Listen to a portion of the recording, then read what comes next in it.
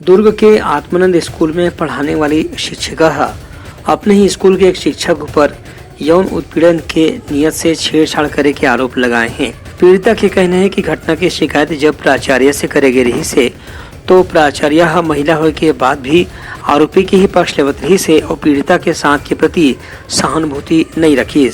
यही बात से निराश होकर के पीड़िता पुलिस में रिपोर्ट लिखाए पर दुर्ग कोतवाली थाना में आए रही से। इस संबंध में दुर्ग कोतवाली के थाना प्रभारी महेश ध्रुव घटना की जानकारी दी। ये 12 अक्टूबर को एक जेआरडी स्कूल में एक शिक्षिका है पीड़िता ने, जिसने एक लिखित में एक हमको शिकायत दिया है कि उसके खिलाफ में इसके साथ में कुछ छेड़खानी हुई है करके। वहीं का एक स्टाफ है जो छेड़खानी किया है करके, और उसने इसके अलावा डीओ ऑफिस में भी इसके संबंध में शिकायत दिया है।